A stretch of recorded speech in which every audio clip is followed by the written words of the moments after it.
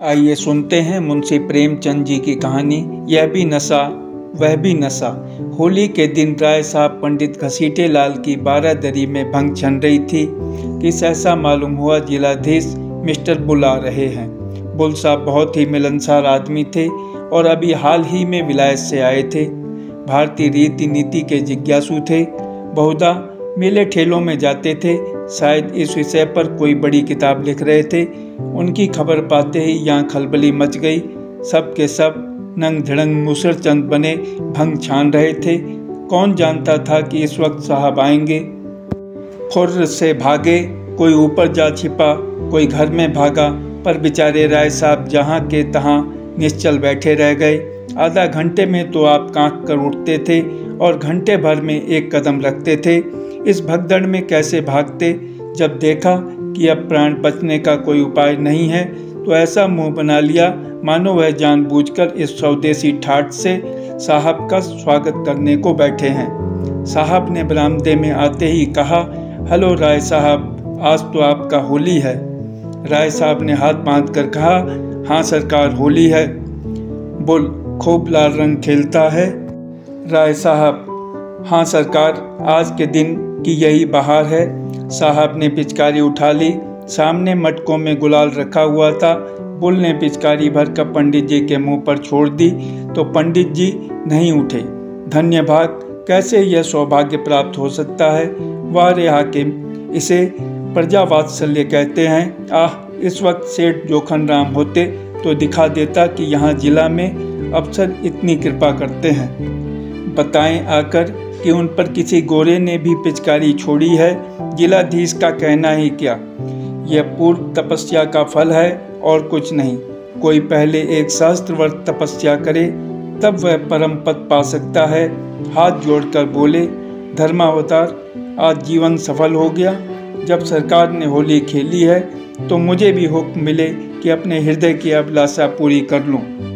यह कहकर राय साहब ने गुलाल का एक टीका साहब के माथे पर लगा दिया। बुल, इसे बड़े बर्तन में क्या रखा है राय साहब। राय सरकार, यह भंग है, बहुत विधि पूर्वक बनाई गई है हजूर। बुल, इसके पीने से क्या होगा। राय, हजूर की आंखें खुल जाएंगी, बड़ी विलक्षण वस्तु है सरकार। बुल, हम भी पिएगा। राय साहब को जान पड़ा मानो स्वर्ग के द्वार खुल गए हैं और वह पुष्पक विमान पर बैठे ऊपर उड़े चले जा रहे हैं। गिलास तो साहब को देना उचित न था, पर कुल्हड़ में देते संकोच होता था। आखिर बहुत ऊंच नीच सोचकर गिलास में भंग उड़ेली और साहब को दी। साहब पी गए, मारे सुगंध के चित्त प्रसन्न हो गया। दूसरे दिन राय साहब इस मुलाकात का जवाब देने चले। प्रातःकाल ज्योतिषी से मुहूर्त पूछा, पहर रात गए, साइत बनती थी, अतएव दिन भर खूब तैयारियां की। ठीक समय पर चले। साहब उस समय भोजन कर रहे थे। खबर पाते ही सलाम दिया। राय साहब अंदर गए तो शराब की दुर्गंध से नाक फटने लगी। बेचारे अंग्रेजी दवा न पीते थे, अपनी उम्र में शराब न छुई थी। जी में आया कि नाक बंद कर लें, मगर डरे कि साहब बुरा न मान जाएं। जी मचल रहा था, पर सांस रोके बैठे हुए थे। साहब ने एक चुस्की ली और गिलास मेज पर रखते हुए बोले, राय साहब, हम कल आपका बंग पी गया, आज आपको हमारा बंग पीना पड़ेगा। आपका बंग बहुत अच्छा था, हम बहुत सा खाना खा गया। राय, हजूर, हम लोग मदिरा हाथ से भी नहीं छूते, हमारे शास्त्रों में इसको छूना पाप कहा गया है। बुल हंसकर, नहीं नहीं, आपको पीना पड़ेगा राय साहब, पाप पुण्य कुछ नहीं है। यह हमारा बंग है, वह आपका बंग है, कोई फर्क नहीं है। उसमें भी नशा होता है, इससे भी नशा होता है, फिर फर्क कैसा।